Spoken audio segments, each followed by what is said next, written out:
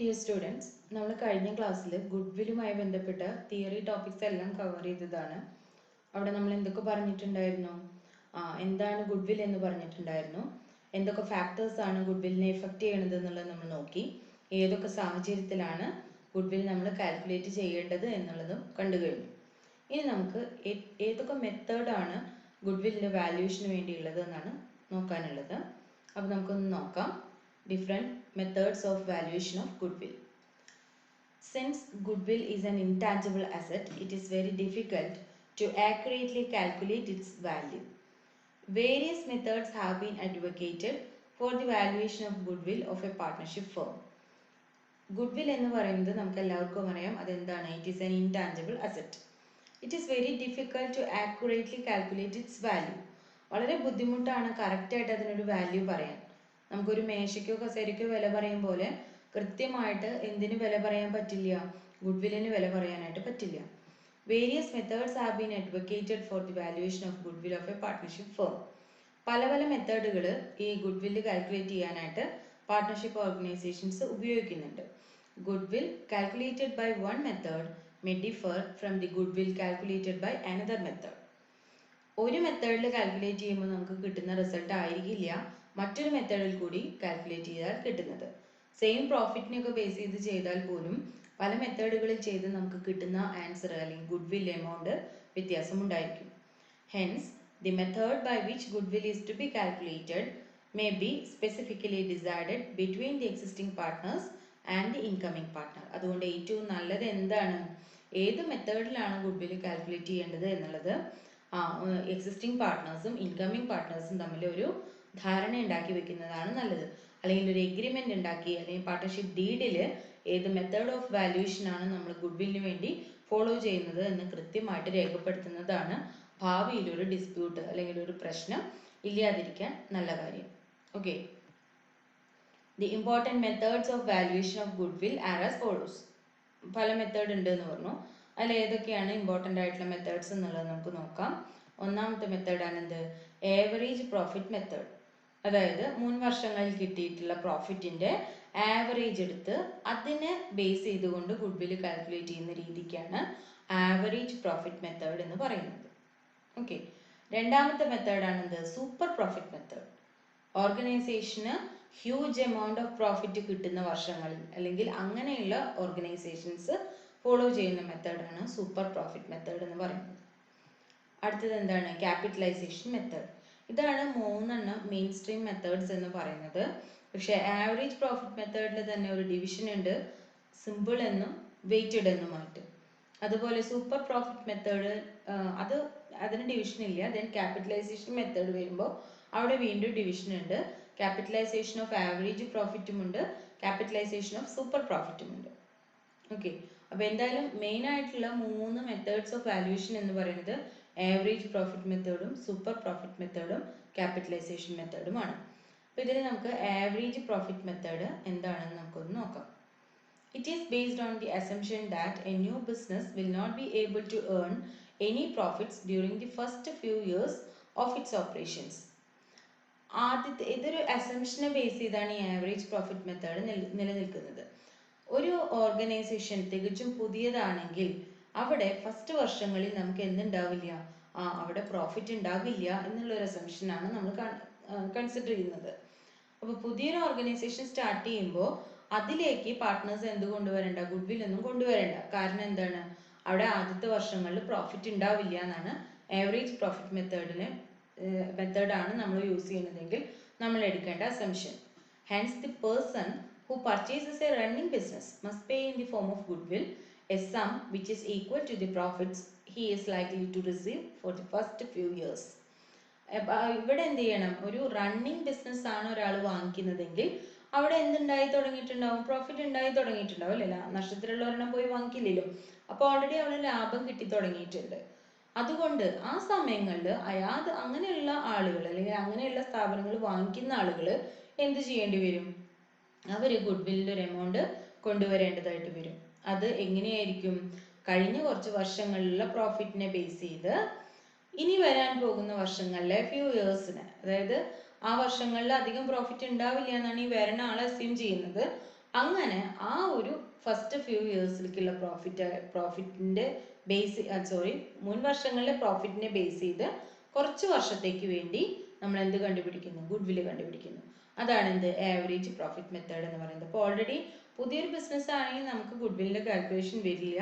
അതേസമയം ഓൾറെഡി ഉള്ള ഒരു ബിസിനസ് ആണ്, അതിനെ നമ്മൾ വാങ്ങിക്കുകയാണ് അല്ലെങ്കിൽ അതിലേക്ക് ഒരു മെമ്പർ ആയിട്ട് വരികയാണെങ്കിൽ അവിടെ തീർച്ചയായിട്ടും ഗുഡ്വില്ലിന് ഒരു വാല്യൂ കണക്കാക്കും. ആ ഗുഡ്വില്ലിന്റെ വാല്യൂ എന്ന് പറയുന്നത് ആവറേജ് പ്രോഫിറ്റ് മെത്തേഡ് അനുസരിച്ച് മുൻ വർഷങ്ങളിലെ പ്രോഫിറ്റും ദെൻ ഇയാൾക്ക് പ്രോഫിറ്റ് കിട്ടുന്നത് കുറവായിരിക്കും എന്ന് കരുതുന്ന കുറച്ച് വർഷങ്ങളുമായിട്ട് കണക്ട് ചെയ്തുകൊണ്ട് പ്രോഫിറ്റ് കണ്ടുപിടിക്കുന്ന രീതിയാണുള്ളത്. Under this method, the goodwill is valued at agreed number of years purchase of the average profits of the past few years. എന്താണ് ഇവിടെ പറഞ്ഞിരിക്കുന്നത്? കഴിഞ്ഞ വർഷങ്ങളിലെ ആവറേജ് പ്രോഫിറ്റ് എടുത്ത് ആ ആവറേജ് പ്രോഫിറ്റിനെ എഗ്രീഡ് നമ്പർ ഓഫ് ഇയേഴ്സ് പർച്ചേസിന്റെ വാല്യൂ കൊണ്ട് മൾട്ടിപ്ലൈ ചെയ്തിട്ടാണ് എന്ത് കണക്കാക്കുന്നത്? ഗുഡ്വിൽ കണക്കാക്കുന്നത്. എന്താണ് ഈ agreed number of years purchase എന്ന് പറയുന്നത്? പാർട്ട്ണർ കരുതുന്നു കുറച്ച് വർഷത്തേക്ക് അയാൾക്ക് എന്തുണ്ടാവില്ല, പ്രോഫിറ്റ് കാര്യമായിട്ട് കിട്ടില്ല. അത് അയാൾക്ക് അസ്യൂം ചെയ്യാം എത്ര വർഷമാണ് എന്നുള്ളത്. 2 വർഷമാവാം, 3 വർഷമാവാം, 4 വർഷമാവാം, 5 വർഷമാവാം, എത്ര വർഷമാണെന്ന് അയാൾ അസ്യൂം ചെയ്ത് പറയുന്ന ആ നമ്പർ ഓഫ് ഇയേഴ്സ് ആണ് നമ്പർ ഓഫ് ഇയേഴ്സ് പർച്ചേസ് എന്ന് പറയുന്നത്. അപ്പം നമ്മളിവിടെ ആവറേജ് പ്രോഫിറ്റ് കണ്ടുപിടിക്കുന്നു. പഴയ വർഷങ്ങളിലെ പ്രോഫിറ്റുകൾ എടുത്തു വെച്ച് അതിൻ്റെ ആവറേജ് കണ്ടുപിടിക്കും. ദെൻ ആ ആവറേജ് പ്രോഫിറ്റിനെ ഈ നമ്പർ ഓഫ് ഇയേഴ്സ് പർച്ചേസുമായിട്ട് മൾട്ടിപ്ലൈ ചെയ്യുമ്പോഴാണ് നമുക്ക് എന്ത് കിട്ടുന്നത്? ഗുഡ്വിൽ കാൽക്കുലേറ്റ് ചെയ്യാനായിട്ട് പറ്റുന്നത്. ഗുഡ്വില്ലിന്റെ ഇക്വേഷൻ ഇതാണ്. Goodwill is equal to average profits into number of years of purchase. ഇതിൽ number of years of purchase വളരെ വ്യക്തമായിട്ട് പ്രോബ്ലത്തിൽ തന്നിട്ടുണ്ടാവും. ആവറേജ് പ്രോഫിറ്റ് നമ്മൾ കണ്ടുപിടിക്കേണ്ട താമസം മാത്രമേ ഉള്ളൂ. രണ്ടും കിട്ടിക്കഴിഞ്ഞാൽ നമുക്ക് എന്ത് ചെയ്യാൻ പറ്റും? ഗുഡ്വിൽ കാൽക്കുലേറ്റ് ചെയ്യാനായിട്ട് പറ്റും. അപ്പം നമുക്കൊരു ഇല്ലസ്ട്രേഷൻ നോക്കാം. ഇതാണ് first illustration. The profit for the 5 years of the firm are as follows. 2013 4 lakhs, 2014 3,98,000, 15 4,50,000, 16 4,45,000, 17 5 lakhs. 2013 തൊട്ട് 2017 വരെയുള്ള 5 വർഷത്തെ പ്രോഫിറ്റ് ആണ് നമുക്ക് ഇവിടെ തന്നിരിക്കുന്നത്. നമ്മളോട് എന്താ പറഞ്ഞിരിക്കുന്നത്? Calculate goodwill of the firm on the basis of 2 years purchase of 5 years average profit. 5 വർഷത്തെ ആവറേജ് പ്രോഫിറ്റിന്റെ 2 വർഷത്തെ പർച്ചേസ് ആയിട്ട് വേണം എന്ത് കണക്കാക്കാൻ? ഗുഡ്വിൽ കണക്കാക്കാൻ. ഇതാണ് ഞാൻ പറഞ്ഞത് എന്ത് ഈ number of years of purchase പ്രോബ്ലത്തിൽ തന്നിട്ടുണ്ടാവുമെന്ന്. ഇവിടെ എത്ര തന്നിരിക്കുന്നത്? 2 years പർച്ചേസ് ആണ് നമുക്ക് തന്നിട്ടുള്ളത്. അപ്പൊ നമുക്കൊന്ന് നോക്കാം എങ്ങനെയാണ് ഗുഡ്വിൽ കാണുക എന്നുള്ളത്. Goodwill is equal to average profit into number of years purchase. ഇതിൽ നമ്പർ ഓഫ് ഇയേഴ്സ് പർച്ചേസ് എന്ന് പറയുന്നത് നമുക്ക് ഇവിടെ തന്നിട്ടുണ്ട്. എത്ര വർഷമാണ്? 2 വർഷമാണ്. ആവറേജ് പ്രോഫിറ്റ് നമുക്ക് തന്നിട്ടുണ്ടോ? ഇല്ല. അപ്പൊ ഈ തന്നിരിക്കുന്ന പ്രോഫിറ്റുകളെ വെച്ചിട്ട് നമുക്ക് ആദ്യം എന്ത് കണ്ടുപിടിക്കണം? ആവറേജ് പ്രോഫിറ്റ് കണ്ടുപിടിക്കണം. അപ്പൊ ആവറേജ് പ്രോഫിറ്റ് നമുക്ക് കാണാം. അത് കാണുന്നതിനുള്ള ഇക്വേഷൻ എന്ന് പറയുന്നത് എന്താണ്? Total profit divided by number of years. കുറെ വർഷങ്ങളിലെ പ്രോഫിറ്റ് എടുത്ത് ആഡ് ചെയ്യുന്നു. എത്ര വർഷങ്ങളിലെ പ്രോഫിറ്റ് ആണോ ആഡ് ചെയ്തത് ആ നമ്പർ നമ്മൾ എന്ത് ചെയ്യുന്നു? താഴെ എഴുതുന്നു. ഇവിടെ 5 വർഷത്തെ പ്രോഫിറ്റ് ആണ് തന്നിരിക്കുന്നത്. അപ്പൊ ടോട്ടൽ പ്രോഫിറ്റ് എന്ന് പറഞ്ഞാൽ ഈ 5 വർഷത്തെ പ്രോഫിറ്റ് ആഡ് ചെയ്ത് ഡിവൈഡഡ് ബൈ 5 ചെയ്ത് കഴിഞ്ഞാൽ കിട്ടുന്നതാണ് എന്ത്? Average profit. നോക്കി നോക്കൂ. 4,00,000 3,98,000 2014, 4,50,000 2015, 4,45,000 2016, 5 ലക്ഷം 2017. ഡിവൈഡഡ് ബൈ 5 വർഷമാണ് അല്ലേ? Divided by 5. എത്രയാണ് ആൻസർ കിട്ടുന്നത്? 21,93,000 divided by 5. 21,93,000 divided by 5. Then എത്രയാണ് ആൻസർ കിട്ടുക? 4,38,600, 4,38,600. അപ്പൊ ആവറേജ് പ്രോഫിറ്റ് നമുക്ക് കിട്ടി. നമുക്കറിയാതെ ആ ഇക്വേഷനിൽ അറിയാണ്ടുണ്ടായിരുന്നത് ആവറേജ് പ്രോഫിറ്റ് മാത്രമായിരുന്നു. നമ്പർ ഓഫ് ഇയേഴ്സ് പർച്ചേസ് നമുക്കറിയാം, അത് 2 ആണ് എന്നുള്ളത്. നമുക്കിവിടെ ആവറേജ് പ്രോഫിറ്റ് കിട്ടി. ഇനി നമുക്ക് എന്ത് കാൽക്കുലേറ്റ് ചെയ്യണം? ഗുഡ്വിൽ കാൽക്കുലേറ്റ് ചെയ്യണം. നമുക്ക് നോക്കാം. Goodwill is equal to average profit into number of years purchased. അപ്പൊ എങ്ങനെയാണ് കണ്ടുപിടിക്കുക? 4,38,600 ഇൻറ്റു 2 എത്രയാണ് വരുന്നത്? 8,77,200. അപ്പോൾ ഈ പാർട്ട്ണർ അല്ലെ സോറി ഓർഗനൈസേഷന്റെ ടോട്ടൽ ഗുഡ്വിൽ എന്ന് പറയുന്നത് എത്ര രൂപയാണ്? 8,77,200. മനസ്സിലായിട്ടുണ്ടാവും എന്ന് വിചാരിക്കുന്നു. നമുക്ക് അടുത്തൊരു ഇല്ലസ്ട്രേഷൻ നോക്കാം. നോക്കി നോക്കൂ, ഇവിടെ പ്രോഫിറ്റ് ഫോർ ദി 5 ഇയേഴ്സ് തന്നെയാണ് തന്നിരിക്കുന്നത്. 13ലെയും 14ലെയും 15ലെയും 16ലെയും 17ലെയും തന്നെയാണ് തന്നിരിക്കുന്നത്. പക്ഷേ ഈ തന്നിട്ടുള്ളതില് 2014 തന്നിരിക്കുന്നതിന്റെ അടുത്ത് ഒരു ബ്രാക്കറ്റിൽ ഒരു വാക്ക് നമുക്ക് തന്നിട്ടുണ്ട്. എന്താണത്? ലോസ്. 13ലും 15ലും 16ലും 17ലും പ്രോഫിറ്റ് ആണ്, 2014 മാത്രം എന്താണ്? നഷ്ടമാണ്. ഇവിടെ നമ്മളോട് 4 വർഷത്തെ പർച്ചേസ് ആയിട്ടാണ് എന്ത് കണ്ടുപിടിക്കാൻ പറഞ്ഞിരിക്കുന്നത്? ഗുഡ്വിൽ കണ്ടുപിടിക്കാനായിട്ട് പറഞ്ഞിട്ടുള്ളത്. അപ്പോൾ ഗുഡ്വിൽ നമുക്കറിയാം എന്താണ്? Average profit into number of years purchase ആണ്. അപ്പൊ ഇതിൽ നമുക്ക് നമ്പർ ഓഫ് ഇയേഴ്സ് പർച്ചേസ് അറിയാം. അത് എത്ര വർഷമാണ്? 4 വർഷമാണ്. ആവറേജ് പ്രോഫിറ്റ് കണ്ടുപിടിക്കുമ്പോൾ നമ്മൾ കഴിഞ്ഞ പ്രോബ്ലത്തിൽ ചെയ്തത് എന്താണ്? എല്ലാ പ്രോഫിറ്റുകളും കൂടി കൂട്ടി അല്ലേ? പ്രോഫിറ്റുകളാണെങ്കിലേ എല്ലാം കൂടെ കൂട്ടാൻ പറ്റുള്ളൂ. ഇവിടെ തന്നിട്ടുള്ളത് ഒരെണ്ണം എന്താണ്? ലോസ് ആണ്. അപ്പോൾ എല്ലാ പ്രോഫിറ്റുകളും കൂട്ടുക, ദെൻ ലോസ് എന്ന് പറഞ്ഞ് തന്നിട്ടുള്ള എമൗണ്ട് നമ്മൾ എന്ത് ചെയ്യുക? മൈനസ് ചെയ്യുക. എന്നിട്ട് കിട്ടുന്ന പ്രോഫിറ്റിന്റെ ഡിവൈഡഡ് ബൈ 5 കണ്ടു കഴിഞ്ഞാൽ നമുക്ക് എന്ത് കിട്ടും? ആവറേജ് പ്രോഫിറ്റ് കിട്ടും. നോക്കാം. Average profit is equal to total profit divided by number of years. Total profit നോക്കി നോക്കൂ. ഇവിടെ ടോട്ടൽ പ്രോഫിറ്റ് കണ്ടുപിടിച്ചിരിക്കുന്നതിൽ 52,000, 45,000, 30,000, 43,000 ഈ 4 പ്രോഫിറ്റുകളും നമ്മൾ ആഡ് ചെയ്തിട്ടുണ്ട്. ആരെയാണ് കുറച്ചിരിക്കുന്നത്? 2014 25,000 രൂപയാണ് നമ്മൾ എന്ത് ചെയ്തിട്ടുള്ളത്? ലോസ് ആണ് നമ്മൾ കുറച്ചിട്ടുള്ളത്. ഓക്കെ, അപ്പൊ ഇങ്ങനെ ലോസ് വന്നു കഴിഞ്ഞാൽ മൈനസ് ചെയ്യണം. പ്രോഫിറ്റുകളെല്ലാം തമ്മിൽ എന്ത് ചെയ്യണം? കൂട്ടണം. എത്രയാണ് കിട്ടുന്നത് നമുക്ക് നോക്കാം. 1,50,000 ഡിവൈഡഡ് ബൈ 5. 1,50,000 ഡിവൈഡഡ് ബൈ 5 ചെയ്താൽ നമുക്ക് എത്ര കിട്ടുക? 30,000, 30,000 രൂപ. ആവറേജ് പ്രോഫിറ്റ് 30,000 ആണ്. നമ്പർ ഓഫ് ഇയേഴ്സ് പർച്ചേസ് നമുക്ക് ഇവിടെ ഓൾറെഡി തന്നിട്ടുണ്ട്. എത്രയാണ്? 4 ഇയേഴ്സ് പർച്ചേസ് ആണ്. അപ്പൊ ഇനി നമുക്ക് ഗുഡ്വിൽ കാണാം. ഇക്വേഷൻ നമുക്ക് അറിയാം. ഈ ഇക്വേഷനിലേക്ക് നമ്മൾ സബ്സ്റ്റിറ്റ്യൂട്ട് ചെയ്യുന്നു. 30,000 ഇൻറ്റു ഇയേഴ്സ് ഓഫ് പർച്ചേസ് 4.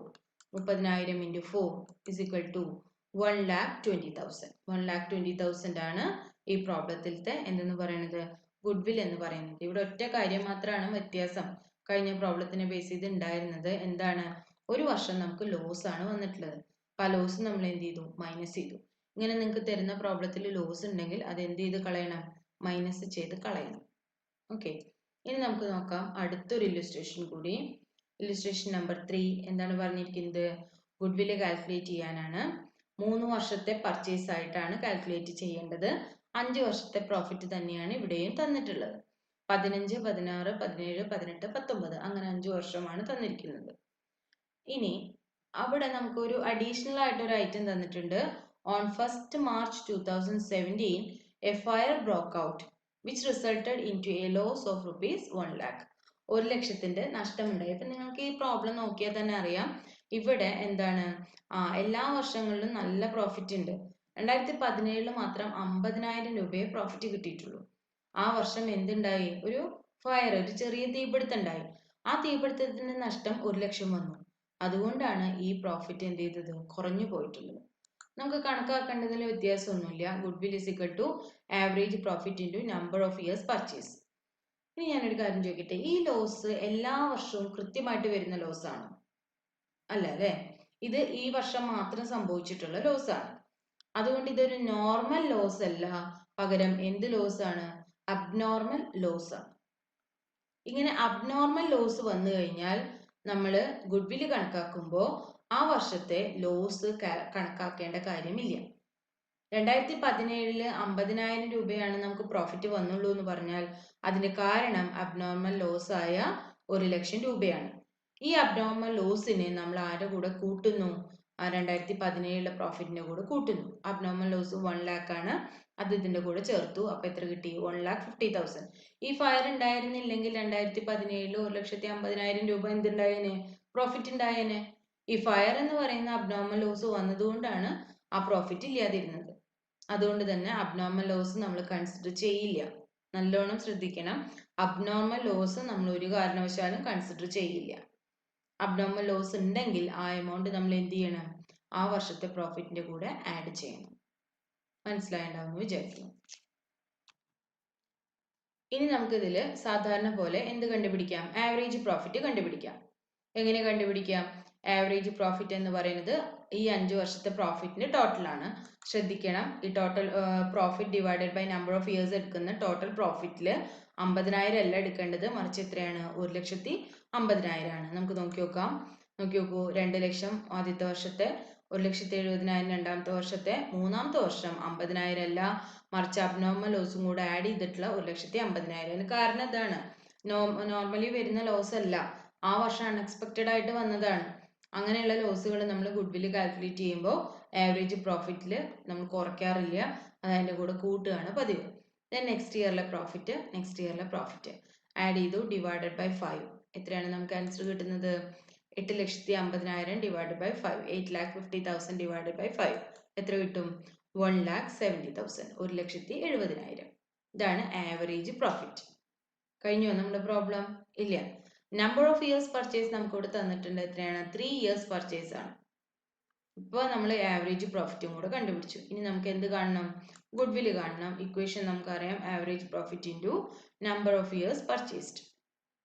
നോക്കി നോക്കാം. ആവറേജ് പ്രോഫിറ്റ് 1,70,000 ആണ്, നമ്പർ ഓഫ് ഇയേഴ്സ് പർച്ചേസ് 3 ആണ്. അപ്പോൾ 1,70,000 ഇൻറ്റു 3 ഇസ് ഇക്വൽ ടു 5,10,000. മനസ്സിലായോ? കഴിഞ്ഞ പ്രോബ്ലത്തിൽ നിന്ന് വ്യത്യാസമായിട്ട് ഇതിനുണ്ടായിരുന്നത് ഒരു അബ്നോർമൽ ലോസ് വന്നു എന്നുള്ളതാണ്. അപ്പോൾ നമ്മൾ 3 സിറ്റുവേഷൻസ് ആണെന്ന് പരിചയപ്പെട്ടത് ആവറേജ് പ്രോഫിറ്റിന്റെ. അതിൽ ഫസ്റ്റ് സിറ്റുവേഷൻ നോർമൽ ആയിട്ടുള്ള ഒരു അവസ്ഥയായിരുന്നു. രണ്ടാമത്തെ ഇല്ലുസ്ട്രേഷൻ വന്നപ്പോൾ അവിടെ എന്ത് വന്നു? ലോസ് വന്നു. ആ ലോസ് നമ്മൾ എന്ത് ചെയ്തു? മൈനസ് ചെയ്തു. മൂന്നാമത്തെ സിറ്റുവേഷൻ വന്നപ്പോൾ നമുക്ക് ലോസ് അവിടെ അല്ല പറയുന്നത്, ഒരു അബ്നോർമൽ ലോസ് എന്ന് പറഞ്ഞിട്ടുള്ള ഒരു ഐറ്റം, അതായത് ഫയർ ആണ് നമുക്ക് തന്നിട്ടുള്ളത്. അങ്ങനെ അബ്നോർമൽ ലോസ് വന്നാൽ മൈനസ് ചെയ്യല്ല ചെയ്യേണ്ടത്, നമ്മൾ എന്ത് ചെയ്യണം? അതാരുടെ കൂടെ ആഡ് ചെയ്യണം? ആ ഒരു വർഷത്തെ, ഏത് വർഷമാണോ അബ്നോർമൽ ലോസ് ഉണ്ടായിട്ടുള്ളത് ആ വർഷത്തിന്റെ കൂടെ ആഡ് ചെയ്യണം. എന്നിട്ട് കിട്ടുന്നതാണ് ആ വർഷത്തെ പ്രോഫിറ്റ് ആയിട്ട് നമ്മൾ കൺസിഡർ ചെയ്യുന്നത്. അതിനെ ബേസ് ചെയ്തിട്ടാണ് നമ്മൾ എന്ത് കണക്കാക്കുന്നത്? ഗുഡ്വിൽ കണക്കാക്കുന്നത്. വളരെ സിമ്പിൾ ആയിട്ടുള്ള ഒരു ഭാഗമാണ്. മനസ്സിരുത്തി കേട്ട് നോക്കുക, വീണ്ടും വീണ്ടും കേൾക്കുക, നമുക്ക് മനസ്സിലാവും. പ്രോബ്ലംസ് എഴുതി വൃത്തിയായി നോട്ട്ബുക്കിൽ എഴുതി സൂക്ഷിക്കാനായിട്ട് ശ്രമിക്കുക. Thank you.